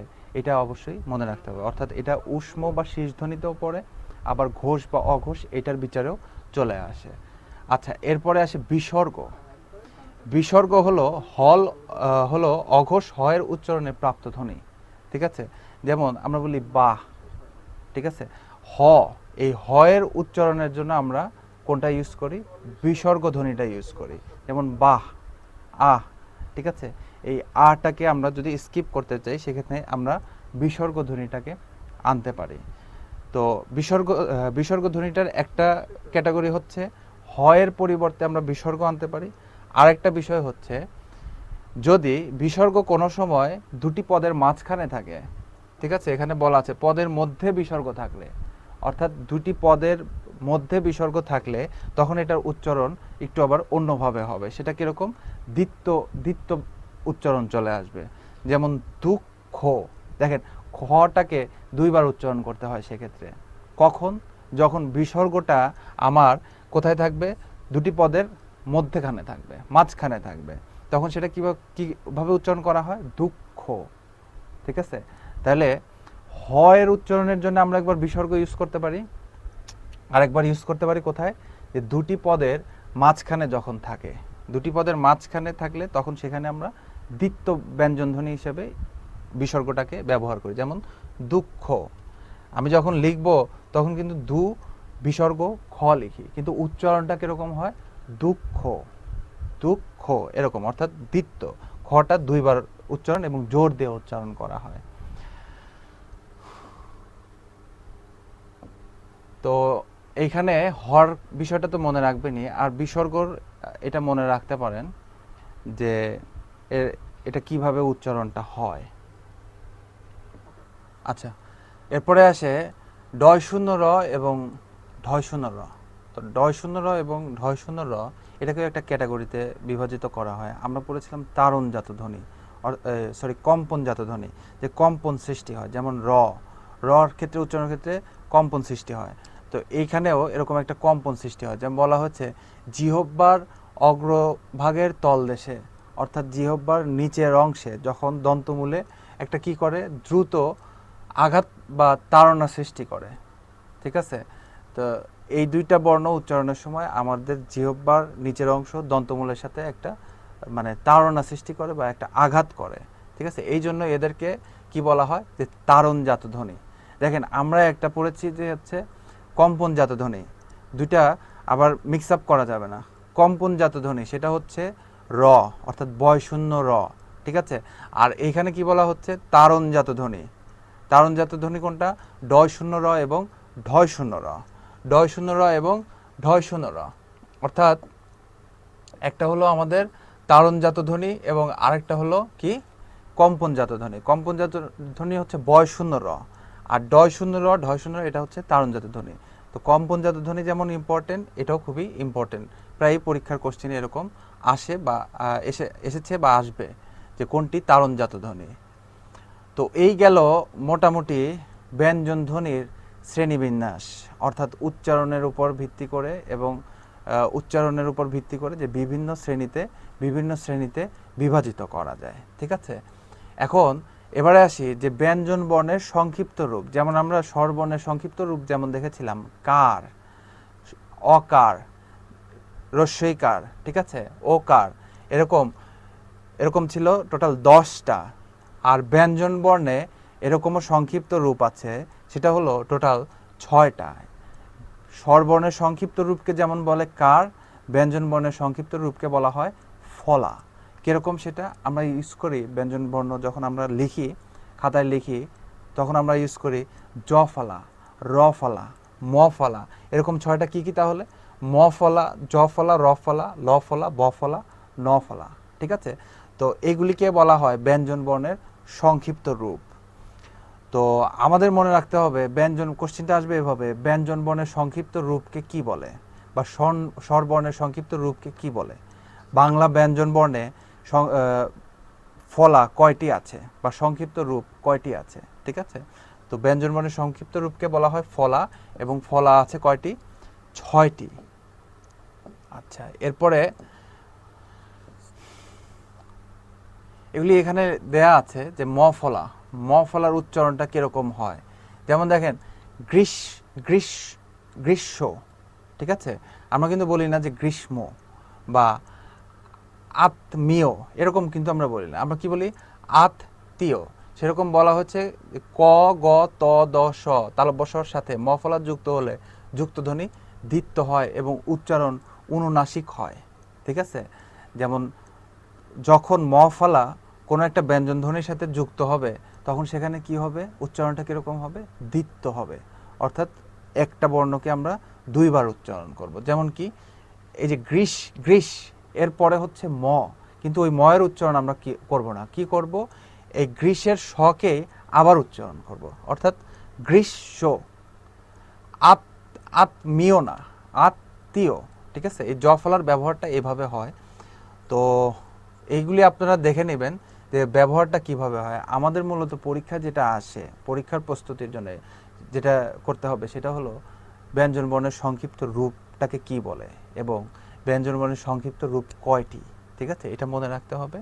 এগুলি দেখতে পারেন যে জ ফলাটা কি, যেমন সত্য, ম ফলাতে যেমন দ্বিত্ব উচ্চারণ হয়, জ ফলাতেও সেরকম দ্বিত্ব উচ্চারণ হবে, সত্য, সত্য।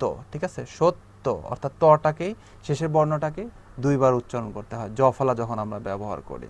একইভাবে র ফলা কি করতে হয়, যে ভদ রো, ঠিক আছে, অর্থাৎ শেষের যে বর্ণটা থাকে তারপরে র আনতে হয়, ভদ রো, নম রো।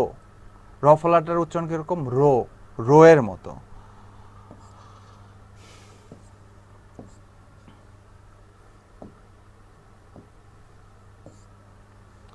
আচ্ছা, একইভাবে আছে ল ফলা। ল ফলাটা হচ্ছে র ফলার মতোই, র ফলা যেমন শেষে আসে রো, আর ল ফলাতে আসবে লো, যেমন অম লো, সুখ লো, এরকম।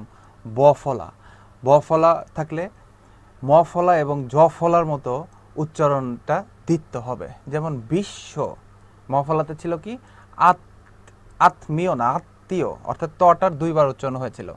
সেরকম একইভাবে বফলা থাকলেও বফলা, মফলা এবং জফলা এরা একরকম, এদের সবার ক্ষেত্রেই দ্বিত্ব উচ্চারণ হবে। যেমন বিশ্ব, এই লাস্টের স আমরা কিন্তু বয়ের উচ্চারণটা করি না, ঠিক আছে, এটা হলো অন্তস্থ ব, এই বয়ের উচ্চারণ আমরা করব না। আমরা কি করব, ব যার সাথে আছে, ব যার উপরে আশ্রয় করে আছে, সেই আশ্রয় দানকারী বর্ণটাকে আমরা দুইবার উচ্চারণ করব, অর্থাৎ বিশ্ব, ঠিক আছে। তো এই এগুলির উচ্চারণ এভাবে হয়, আমরা এগুলি দেখে রাখতে পারি, কিন্তু আমাদের বিষয়টা যেটা মনে রাখতে হবে যে ব্যঞ্জনবর্ণের সংক্ষিপ্ত রূপকে কি বলে এবং ব্যঞ্জনবর্ণের সংক্ষিপ্ত রূপ কয়টি। তো এই মোটামুটি ফলা অর্থাৎ ব্যঞ্জনবর্ণের সংক্ষিপ্ত রূপ। এরপরে আসে যে যুক্ত বর্ণ, খুবই ইম্পর্টেন্ট, ঠিক আছে। তো যুক্ত বর্ণ আমরা যারা বাংলা কিবোর্ডে বিজয়ে আমরা টাইপ করি, ঠিক আছে, তখন আমরা এই যুক্ত বর্ণ সম্পর্কে যাদের আইডিয়া আছে তারা কিন্তু খুব দ্রুতই আমরা কিবোর্ডে টাইপ করতে পারি, ঠিক আছে। যেমন আমি যদি লিখতে চাই এই শব্দটা, যেমন তক্তা, কথার কথা তক্তা লিখব, ঠিক আছে। তো কিবোর্ডে যেই লেটারে আছে সেটা আগে লিখতে হবে, তারপর এই ওয়ার্ডটা লেখার জন্যে, অর্থাৎ আমার হচ্ছে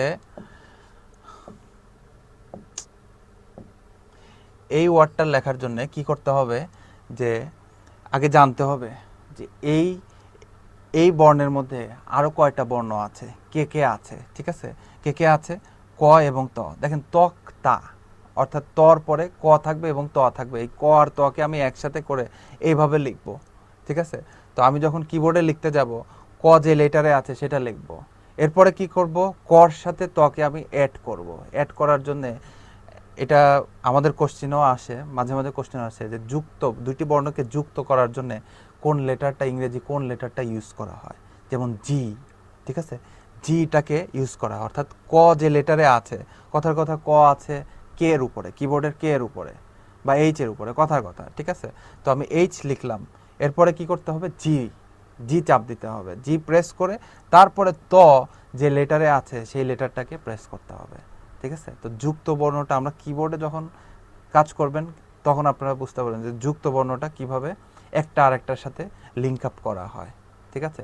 তো যেমন এখানে আমাদেরকে বেসিক্যালি জানতে হবে এই যুক্ত বর্ণগুলির মধ্যে আর কি বর্ণ থাকে, অর্থাৎ কোন দুইটা বর্ণকে এখানে কি করা হয়েছে, একত্রিত করা হয়েছে, একত্রিত করে একটা বর্ণ অর্থাৎ যুক্ত বর্ণতে কনভার্ট করা হয়েছে।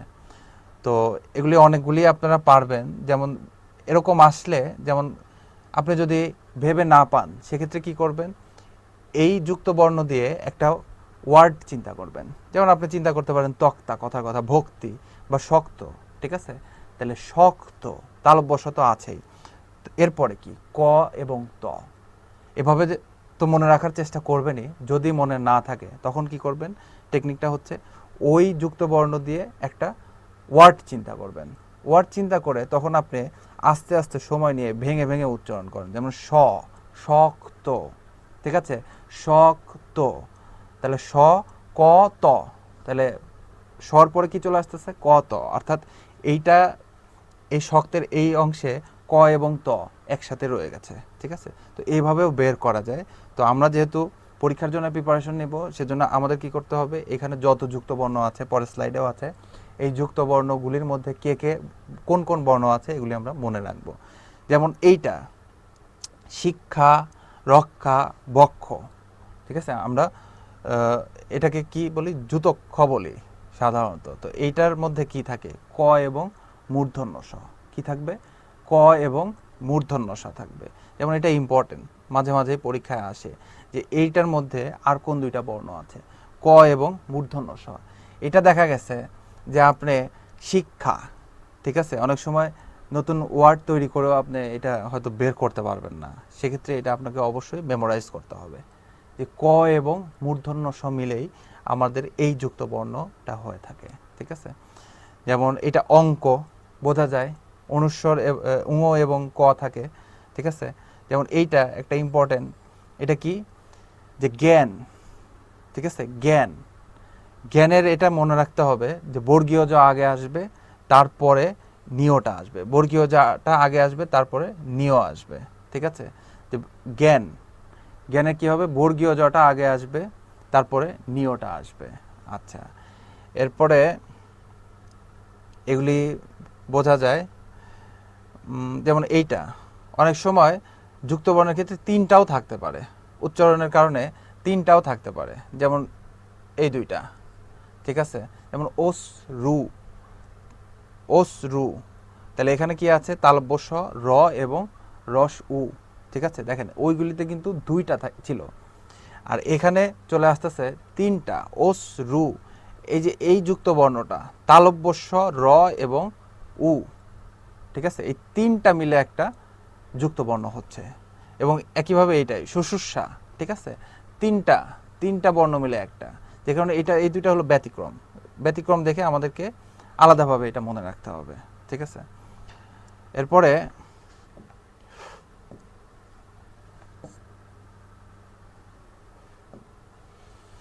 দেখেন, আমরা ওই পাশে দেখেছিলাম জ্ঞান, জ্ঞান যেটা ছিল বর্গীয় জ পরে ছিল, তারপরে নিয়ত ছিল, কিন্তু এরপরে এরকম যতগুলি আসবে সবগুলিতে আগে নিয় থাকবে, তারপরে উচ্চারণের যেই ধ্বনিটা আসে সেই ধ্বনিটা আসবে। শুধুমাত্র জ্ঞানের ক্ষেত্রে, বিজ্ঞানের ক্ষেত্রে ওইটাতে ব্যতিক্রম, ওইটাতে আমাদের বর্গীয় জটা আগে আসবে, তারপরে নিয় আসবে। কিন্তু বাকি যেগুলি এরকম আছে এই সবগুলিতে আগে নিয় আসবে, তারপরে যেমন বঞ্চনা, মঞ্চ, ঠিক আছে, তো নিয়, এরপর কি আসতেছে চ, মঞ্চ, চ, ঠিক আছে, তো এই জন্য নিয়র পরে চ, যেমন অঞ্জনা, অঞ্জনা অর্থাৎ বর্গীয় যা আসতেছে, সেজন্য নিয়র কারণে কি বর্গীয় যা, ঠিক আছে, গঞ্জ, বর্গীয় যা চলে আসে, নিয়র পরে বর্গীয় যা। তো অনেক সময় এই দুইটাতে একটু কনফিউশন হয়ে যেতে পারে যে নিয় আগে আসবে নাকি চ আগে আসবে। মনে রাখবেন শুধুমাত্র জ্ঞান বা বিজ্ঞান ওইখানে যে যুক্ত বর্ণটা আছে সেই ক্ষেত্রে বর্গীয় জটা আগে আসে, নিয়টা পরে থাকে। বাকিগুলিতে সব যেগুলি আছে সেগুলিতে নিয়টা থাকবে আগে এবং এর পরে উচ্চারণ অনুযায়ী যে বর্ণটা আসে সেটা আসবে। এরপরে এটা মনে রাখবেন, মূর্ধন্য, কনফিউশন হতে পারে দন্তন্য নাকি মূর্ধন্য, এরকম থাকলে এটা হবে মূর্ধন্য, কাণ্ড, ভাণ্ডার, ঠিক আছে, মূর্ধন্য। এই তারপরে এখানে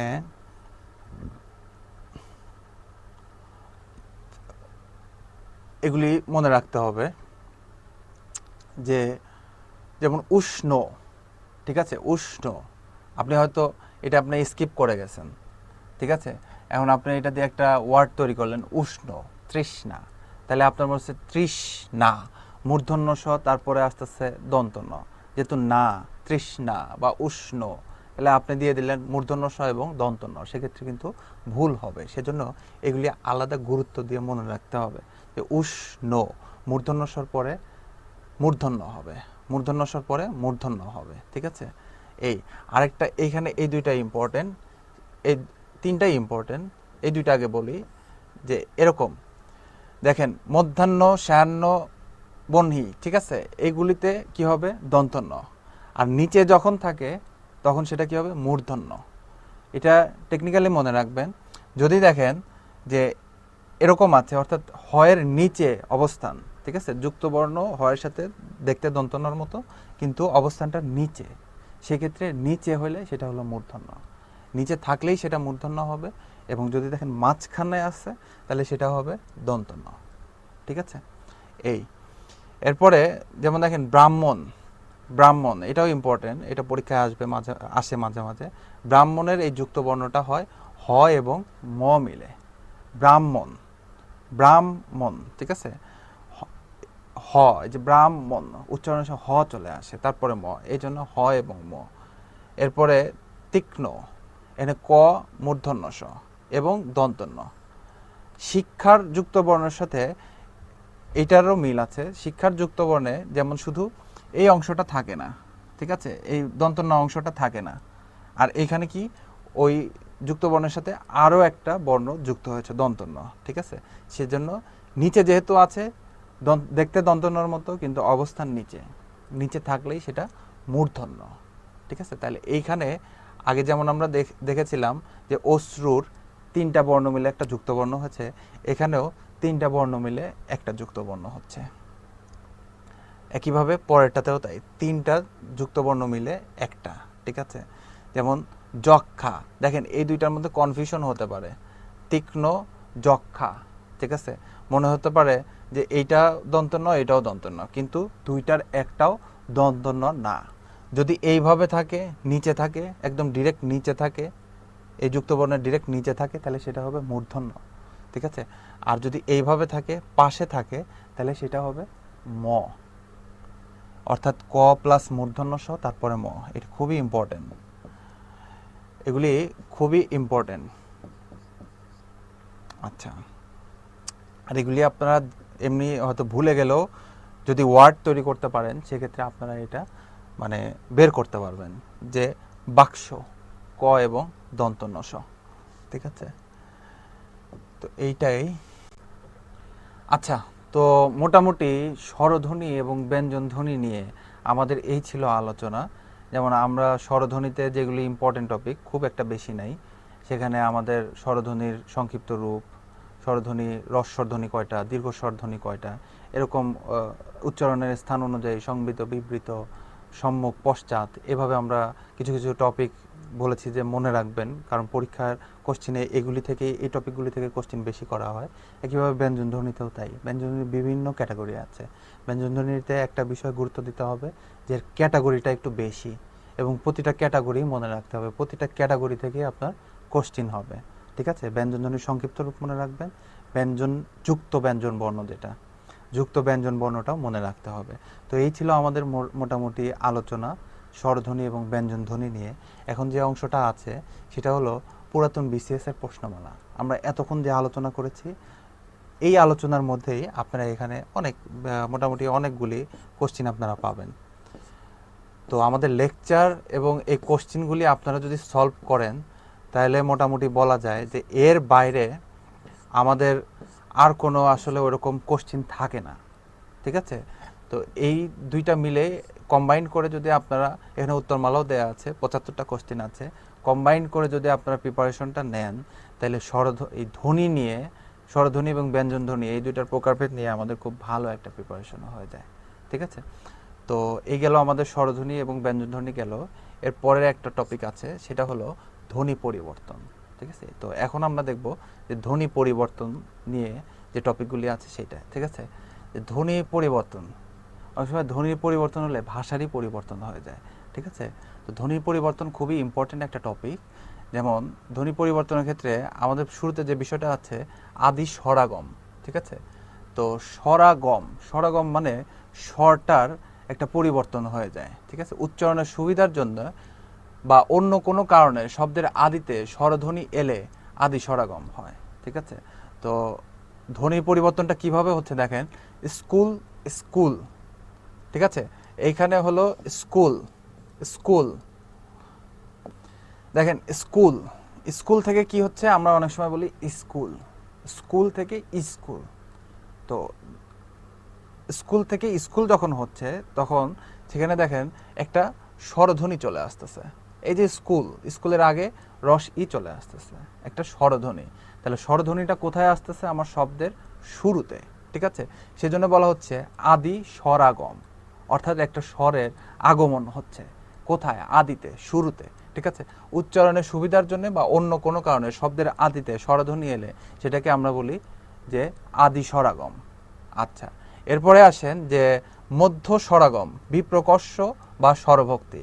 এরপরে বলছে কি মধ্য স্বরাগম, অর্থাৎ স্বরটা আসবে কোথায়, মাঝখানে। তো আদি স্বরাগম, এরপরে আসে মধ্য স্বরাগম। এখন মধ্য স্বরাগমের আরও একটা নাম আছে, যেই নামটা থেকেও কোশ্চিনটা আসতে পারে। যেমন আপনাকে মধ্য স্বরাগম না বলে দিল যে কোনটি বিপ্রকর্ষের উদাহরণ বা কোনটি স্বরভক্তির উদাহরণ, ঠিক আছে।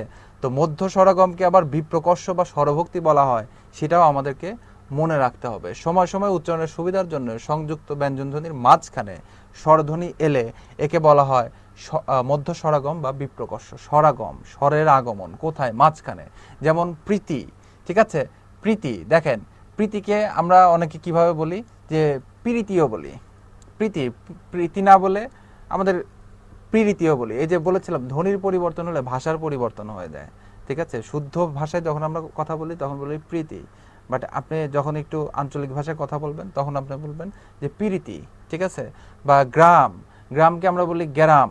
তাহলে দেখেন এই যে প্রি, এই অংশটা ঠিক আছে, প্রি ঠিক আছে, তি ঠিক আছে, মাঝখানে কি হলো, রি চলে আসলো, ঠিক আছে। আবার যে গ্রাম, গ্রা, গ ঠিক আছে, ম ঠিক আছে, মাঝখানে কি চলে আসলো, র চলে আসলো, যে গ্যারাম, ঠিক আছে, কি চলে আসলো, গ্যারাম, একটা স্বরধ্বনি চলে আসলো এখানে, কি পি রি তি, ই স্বরধ্বনিটা চলে আসতেছে আমার উচ্চারণের কারণে। তো যখন মাঝখানে এরকম স্বরধ্বনি আসবে সেটাকে আমরা বলবো মধ্য স্বরাগম, বিপ্রকর্ষ বা স্বরভক্তি, ঠিক আছে। তো আদি স্বরাগম গেল, মধ্য স্বরাগম গেল, এবার আসেও অন্ত স্বরাগম। তাহলে আমরা প্রথমেরটা দেখেছি, মাঝখানেরটা দেখেছি, তাহলে এবার অবশ্যই কোথায় হবে, শেষে, অন্ত, অন্তিম, অন্তিম পর্যায়ে, একেবারে শেষ পর্যায়ে যখন নতুন করে একটা স্বরধ্বনি আসবে সেটাকে আমরা বলবো অন্ত স্বরাগম। যেমন উদাহরণ থেকে দেখাই, দিশ, দিশা, ঠিক আছে, পখত, পোক্ত, অর্থাৎ পরিবর্তনটা হচ্ছে কোথায়, দিশ থেকে আমি বলে অনেক সময় দিশাও বলি, যে কোনো দিশ পাই না বা কোনো দিশা পাই না, ঠিক আছে, দুইভাবেই বলি আমরা ভাষার পরিবর্তন যখন করে ফেলি। তো দিশ, দিশ থেকে আমরা পরিবর্তনটা করলাম শেষে, দিশা, আমরা কি আনলাম, একটা স্বরধ্বনি আনলাম, ও আনলাম একটা, ঠিক আছে। তো এই ধরনের পরিবর্তন শুরুতে হলে আদি স্বরাগম, মাঝখানে হলে মধ্য স্বরাগম, বিপ্রকর্ষ বা স্বর ভক্তি, আর শেষে হলে আমার কি, অন্ত স্বরাগম, ঠিক আছে। তো এরপরে দেখেন আরও একটা আছে, এরকম বিভিন্নভাবে ধ্বনির পরিবর্তনগুলি হয়, সেগুলি আমরা দেখব, যে সম্প্রকর্ষ বা স্বরলোপ। দেখেন আদি স্বরাগম, ওখানে কি হয়েছে, নতুন একটা স্বর এসেছে, পজিশনের উপর ভিত্তি করে, হয় শুরুতে, মাঝখানে অথবা শেষে। আর এখানে কি বলছে, যে সম্প্রকর্ষ বা স্বরলোপ, অর্থাৎ স্বরের কি হবে, লোপ হবে, বিলুপ্তি ঘটে যাবে। এটা কেন হয়, যখন আমরা দ্রুত উচ্চারণ করতে যাই সেক্ষেত্রে কোনো কোনো সময় আমরা স্বরটাকে স্কিপ করে চলে যাই। যেমন বসতি, বসতি না বলে আমি কি বলতে পারি, বস্তি, ঠিক আছে। জানালা, জানালা না বলে আমি কি বলি, জানলা। তাহলে আমি কি করলাম, বসতিকে যদি বস্তি বলি, বস, অ, এই অটাকে আমি স্কিপ করে বস্তি, বস্তি বললাম। জানালা না বলে আমি কি বলতেছি, জানলা, অর্থাৎ জানা, এই যে এই আটাকে স্কিপ করে আমি বলে দিলাম জানলা, ঠিক আছে। তো এরকম দেখবেন যখন এরকম স্কিপ হয়ে যায়, মানে একটা স্বরধ্বনি আমরা মিস করি, মিসিং করে দেই, তখন সেটাকে বলা হয় সম্প্রকর্ষ বা স্বরলোপ। ভেরি ইম্পর্টেন্ট, ঠিক আছে, যে সম্প্রকর্ষ বা স্বরলোপ, যেটাই স্বরলোপ সেটাই হচ্ছে সম্প্রকর্ষ, একইভাবে যেটাই বিপ্রকর্ষ সেটাই স্বরভক্তি, সেটাই হচ্ছে বদ্ধ স্বরাগম। আচ্ছা, এরপরে আসেন যে ধ্বনির পরিবর্তনগুলি কিভাবে হয়, এখানে সেই ক্যাটাগরিগুলি আমরা দেখব। এবার আসি যে অসমীকরণ, ঠিক আছে, যে অসমীকরণ এটা কিভাবে হয়, এই যে দেখেন ধপ ধপ, বুঝছে, ধপ ধপ করে আম পড়লো বা ধপ ধপ করে সব পড়ে গেল, এভাবে না বলে আমরা অনেক সময় বলি ধপাধপ সব পড়ে গেল, একদম ধপাধপ, ঠিক আছে। তাহলে ধপ ধপ, এটাকে আমরা অ্যাড করলাম কি, একটা দিয়ে, একটা আকার দিয়ে, এই ধপের পরে একটা আনলাম, ধপা ধপ, ঠিক আছে, ধপা ধপ, এরকম। তাহলে কি বলছে, একই স্বরের পুনরাবৃত্তি দূর করার জন্য মাঝখানে যখন স্বরধ্বনি যুক্ত হয় তখন তাকে অসমীকরণ বলে, ঠিক আছে। তাহলে অসমীকরণটা কি, যেরকম ধপাধপ, ঠিক আছে, এরকম আরও যে শব্দগুলি আছে, যে ধপ ধপ, এই বারবার ধপ ধপ না বলে ধপধপটাকে আমরা এক করে ফেলি, ঠিক আছে, এরকম কি হয়ে গেল, ধপাধপ, এরকম হয়ে গেল। আচ্ছা, এটাকে বলা হয় অসমীকরণ, ভেরি ভেরি ইম্পর্টেন্ট। আচ্ছা, এরপরে আসে অপিনিহিতি, এটাও খুবই ইম্পর্টেন্ট। যেমন দেখেন আজি, আইজ, রাখিয়া, রাইখা। তাহলে বিষয়টা কি হচ্ছে, উদাহরণ থেকে আমরা এটা ভালো বুঝতে পারবো, সংজ্ঞাটা মনে না রাখলেও চলবে, যে আজি, আইজ, ঠিক আছে। তো আজির মাঝখানে কি চলে আসতেছে, একটা ইকার চলে আসতেছে। যখনই এরকম উচ্চারণের কারণে আমরা একটা শুদ্ধ শব্দটার উচ্চারণের মাঝখানে রস্বীকার নিয়ে আসি, ঠিক আছে, তখন সেটাকে বলা হয় অপিনিহিতি। রাখিয়া, রাইখা, ঠিক আছে। তো রাখিয়াটাকে আমরা কি করলাম, আমরা এই যে চলিত ভাষায় বলি যে রাইখা দাও, আর সাধু ভাষায় বললে কি বলতাম, রাখিয়া দাও, ঠিক আছে। তো রাখিয়াটাকে কি করে ফেললাম, আমরা রাইখা করে ফেললাম। কিভাবে করলাম, মাঝখানে একটা ইকার নিয়ে আসলাম। তো ইকার দিয়ে যখন আমরা ধ্বনির পরিবর্তন করে ফেলি তখন সেটাকে বলা হয় অপিনিহিতি। বোঝা গেছে, যে ইকার দিয়ে যখন ধ্বনির পরিবর্তন হবে তখন সেটা অপিনিহিতি। আর আগেরটা কি দেখলাম, যে অসমীকরণ, ধপা ধপ, আকার দিয়ে যখন দুইটা শব্দের পুনরাবৃত্তি আমরা ঠেকাইলাম তখন সেটা হচ্ছে অসমীকরণ। আচ্ছা, এবার আসে অভিশ্রুতি। অভিশ্রুতিটা হচ্ছে, উদাহরণ দিয়ে মনে রাখবেন, যেমন শুনিয়া শুনে, বলিয়া বলে।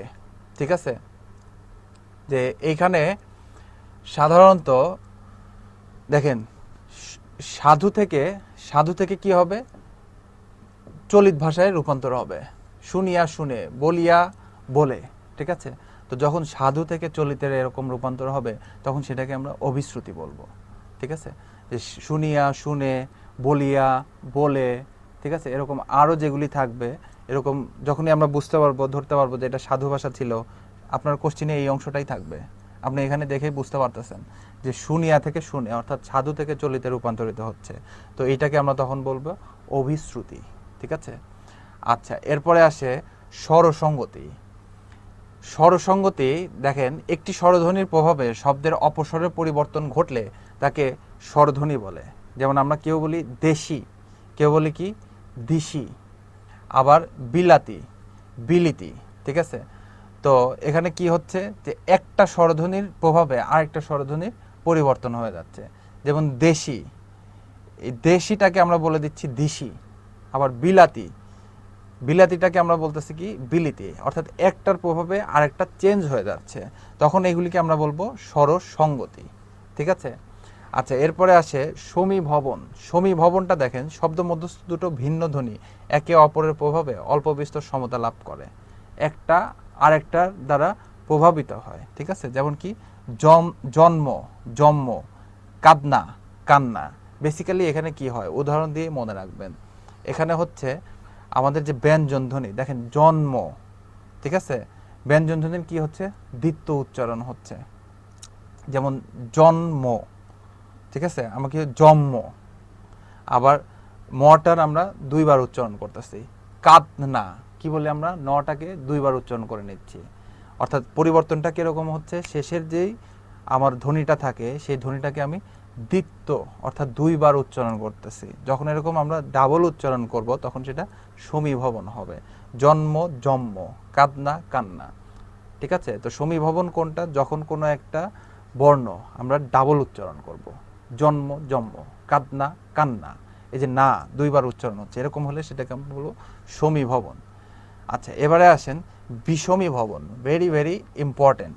কি বলছে, দুটি সমবর্ণের একটির পরিবর্তনকে বিষমীভবন বলা হয়। ঠিক আছে, যেমন দেখেন দুটি সমবর্ণের, অর্থাৎ একই বর্ণ থাকবে, একটা ওয়ার্ডে দুইটা একই বর্ণ থাকবে, সেটার পরিবর্তনটা কি হবে, ওই দুইটা বর্ণের যে কোনো একটা চেঞ্জ হয়ে যাবে। ঠিক আছে, যেমন দেখেন শরীর। ঠিক আছে, র র, রস্যি র, এখানে কি হচ্ছে, রস্যি ঠিক থাকছে, শেষেরটা চেঞ্জ হয়ে যাচ্ছে। শরীরটাকে আমরা অনেক সময় বলি শরীর। ঠিক আছে, এটাই এভাবেই ধ্বনিগুলির পরিবর্তন হয়, আর ধ্বনির পরিবর্তনের মাধ্যমে ভাষার পরিবর্তন হয়ে যায়। যেমন লাল কি হচ্ছে, নাল। দেখেন দুইটাই সমবর্ণ, কি বলছে, দুটি সমবর্ণ। এই যে দুটি সমবর্ণ, একটির পরিবর্তনকে, দুটি সমবর্ণের একটির পরিবর্তন, দেখেন একটা ঠিক আছে, শেষেরটা ঠিক আছে, প্রথমটার পরিবর্তন হয়ে গেছে। তো যখন দুটি সমবর্ণের একটির পরিবর্তন হয় তখন এটাকে আমরা কি বলবো, যে বিষমীভবন, ভেরি ভেরি ইম্পর্টেন্ট। ঠিক আছে, এরপরে আসেন ধ্বনি বিপর্যয়। ধ্বনি বিপর্যয় খুবই ইম্পর্টেন্ট, কোশ্চিন হয় প্রায় সময় ধ্বনি বিপর্যয় থেকে, যে শব্দের মধ্যে দুটো ব্যঞ্জন বর্ণের পরস্পর পরিবর্তন ঘটলে। ঠিক আছে, পরস্পর পরিবর্তন ঘটা কিভাবে সেটা দেখেন, রিক্সা, রিস্কা, অর্থাৎ দুটো ব্যঞ্জন বর্ণের পরিবর্তন হয়ে গেল। রিক্সা, ক আগে ছিল, দন্তস পরে ছিল, এখন কি হচ্ছে, দন্তস আগে চলে আসতেছে, কটা পরে চলে যাচ্ছে। তাহলে কি হলো, দুটো ব্যঞ্জন বর্ণের পরস্পর একটা আর একটার সাথে পরিবর্তন হয়ে গেল, অর্থাৎ জায়গা চেঞ্জ করে নিল। ঠিক আছে, তো যখন একটা আর একটার সাথে এভাবে জায়গাটা চেঞ্জ করে নেবে তখন সেটাকে আমরা বলবো ধ্বনি বিপর্যয়। এটা আবার অনেক সময় ধ্বনি বিপর্যয় বা বিষমীভবন অনেকে মিক্স আপ করে ফেলে, কিন্তু দুইটা পুরোপুরি আলাদা। ধ্বনি বিপর্যয় কি হবে, স্বরবর্ণের একটা আরেকটা, দুটা বর্ণের একটা আরেকটার জায়গায় ইন্টারচেঞ্জ করবে। যেমন রিক্সা, আগে ক পরে দন্তস্ব, এখানে কি হচ্ছে, রিস্কা, দন্তস্ব আগে আসে, কটা পরে যায়। দেখেন লাফ ফাল, লাফ ফাল, কি হলো দেখেন পরিবর্তনটা কিভাবে হচ্ছে, ফটা আগে চলে গেল, লটা পেছনে চলে গেল। বোঝা গেছে? লাভ ফাল অর্থাৎ দুটো ব্যঞ্জনের পরস্পর পরিবর্তনের মাধ্যমে এটা হবে। আচ্ছা, এরপরে আসে ব্যঞ্জন দ্বিত্ব। ঠিক আছে, ব্যঞ্জন দ্বিত্ব। ব্যঞ্জন দ্বিত্ব কি? কখনো কখনো জোর দেওয়ার জন্য শব্দের অন্তর্গত ব্যঞ্জনের দ্বিত্ব উচ্চারণ হয়, যেমন পাকা, পাক্কা। ঠিক আছে, ওই পাকাটাকে যখন আমরা গুরুত্ব দিয়ে বোঝাইতে চাই যে খুবই পাকা, সে অঙ্কে খুবই পাকা, পাক্কা। ঠিক আছে, মানে সে গণিতে একেবারে পাক্কা। বোঝা গেছে? এইভাবে অর্থাৎ গুরুত্ব দেওয়ার জন্য যখন আমরা জোর দেওয়ার জন্য বলি, তখন কি করি? ধ্বনিটাকে কিভাবে চেঞ্জ করে ফেলি? যে দ্বিত্ব ব্যঞ্জন অর্থাৎ শেষের যে ব্যঞ্জন থাকে সেটাকে আমরা ডাবল করে উচ্চারণ করি। পাকা, পাক্কা। সকাল, সকালেই, তুমি সকালেই চলে আইসো, তার মানে হচ্ছে তোমাকে সকালেই আসতে হবে, জোর দিয়ে বলতেছে। ঠিক আছে, এই যে সকাল, সকাল। ঠিক আছে, এই। আচ্ছা, এরপরে আসে যে ব্যঞ্জন চ্যুতি। দেখেন, ব্যঞ্জন চ্যুতি, চ্যুতি বলতে কি বোঝায়? চ্যুতি বলতে বোঝায় কেউ একজন চলে গেছে, সরে গেছে, নাই। ঠিক আছে, তো পাশাপাশি সম উচ্চারণের দুটো ব্যঞ্জন ধ্বনি থাকলে তার একটি লোপ পায়। এরূপ লোপকে বলা হয় ব্যঞ্জন চ্যুতি বা ধ্বনি চ্যুতি। অর্থাৎ চ্যুতি মানে হলো সরে যাওয়া। কখন সরে যাবে? যদি পাশাপাশি সম উচ্চারণের দুটো ব্যঞ্জন ধ্বনি থাকে। ঠিক আছে, যেমন বউ, দিদি। দেখেন, দিদি একই বর্ণ, ঠিক আছে, সম উচ্চারণের দুটো ব্যঞ্জন ধ্বনি দি দি, তখন কি হবে? একটা ধ্বনি চ্যুতি হয়ে যাবে, সরে যাবে। তাহলে কি হবে? বউ দিদি না বলে আমরা বলি বৌদি, অর্থাৎ দিদিকেই সংক্ষিপ্ত করে আমরা বলি দিদি, দি। বড় দাদা আমরা কি বলি? বরদা। ঠিক আছে, তো এরকম ব্যঞ্জন চ্যুতিটা কি? যখন আপনার হলো শেষের সমবর্ণের যে কোনো একটার লোপ হবে বা সরে যাবে, সেটাকে বলা হয় ব্যঞ্জনচ্যুতি। এখন আসেন অন্তর্হতি। অন্তর্হতি কি? যে পদের মধ্যে কোনো ব্যঞ্জনধ্বনি লোপ পেলে তাকে অন্তর্হতি বলে। ঠিক আছে, পদের ভেতরের মাঝখানের কোনো ব্যঞ্জনধ্বনি যখন লোপ পাবে, ঠিক আছে, তখন সেটাকে আমরা অন্তর্হতি বলি। যেমন ফাল্গুন না বলে আমরা অনেক সময় বলি ফাগুন, তাহলে চলে গেল কে? ল। ঠিক আছে, ল, লটা এখান থেকে লোপ পেয়ে গেল। তারপরে আলাহিদা না বলে আমরা কি বলি? আলাদা বলি। ঠিক আছে, তাহলে চলে গেল কে? হি। তো এইভাবে যখন কোনো কি বলছে? ব্যঞ্জনধ্বনি লোপ পেলে পদের মধ্য থেকে কোনো ব্যঞ্জনধ্বনি সরে যাবে, উচ্চারণের কারণে চলে যাবে, তখন এই ধরনের ধ্বনির পরিবর্তনকে আমরা বলবো অন্তর্হতি। ফাল্গুন হয়ে গেল কি? ফাগুন, লর বিলুপ্তি হলো। আচ্ছা, ব্যঞ্জন বিকৃতি ইম্পর্টেন্ট। ঠিক আছে, ব্যঞ্জন বিকৃতি। দেখেন, কবাট, এটার সাথে অনেক সময় এই ধ্বনি বিপর্যয় মিক্স আপ হয়ে যেতে পারে, কিন্তু পুরাই আলাদা। দেখেন, কবাট, কপাট। ঠিক আছে, যে কি হলো? এই বকে আমরা চেঞ্জ করে দিলাম। আমার শুদ্ধ উচ্চারণ করার কথা, কথার কথা কবাট, কিন্তু আমি না করে কি বলতেছি? কপাট। আমার উচ্চারণ করার কথা ধোপা, না বলে আমি কি বলতেছি? ধোবা। ঠিক আছে, অর্থাৎ একটা ব্যঞ্জনের পুরো আমি বিকৃত করে ফেলতেছি। ঠিক আছে, তো এরকম বিকৃতি যখন করে ফেলি, আমার যেটা উচ্চারণ করার কথা ওইটা না উচ্চারণ করে ওর কাছাকাছি অন্য কোনো একটা ধ্বনি দিয়ে আমি উচ্চারণ করি, তখন এই ধরনের বিকৃতিকে বলা হয় ব্যঞ্জন বিকৃতি। ঠিক আছে, তো এই ক্যাটাগরিগুলি প্রতিটাই ইম্পর্টেন্ট। এর মধ্যে কিছু কিছু আছে বেশি ইম্পর্টেন্ট, যেমন আমাদের অসমীভবন, তারপরে অপিনিহিতি, সম্প্রকর্ষ বা বিপ্রকর্ষ, তারপরে আপনার ধ্বনি বিপর্যয়, ব্যঞ্জন দ্বিত্ব, তারপরে ব্যঞ্জন চ্যুতি। ঠিক আছে, কিছু কিছু আছে খুব বেশি ইম্পর্টেন্ট। এগুলি আপনারা আরও ভালো বুঝবেন যখন আপনারা কি করবেন? এই কোশ্চেনগুলি সলভ করতে থাকবেন, বিগত সময়ের কোশ্চেনগুলি সলভ করতে থাকবেন, তখন দেখবেন যে রিপিট হয়। এই যে এতগুলি ক্যাটাগরি আছে, এই ক্যাটাগরি থেকে কিছু কিছু ক্যাটাগরি কোশ্চেন বারবার রিপিট হয়, তখন আপনারা বুঝে যাবেন যে এই ক্যাটাগরিগুলির মধ্যে কোন ক্যাটাগরিগুলি আমাদের বেশি ইম্পর্টেন্ট বা বেশি জোর দিতে হবে, মনে রাখতে হবে। তো এখানে টোটাল আপনার হলো 30টা কোশ্চেন দেওয়া আছে এই টপিকের উপরেই।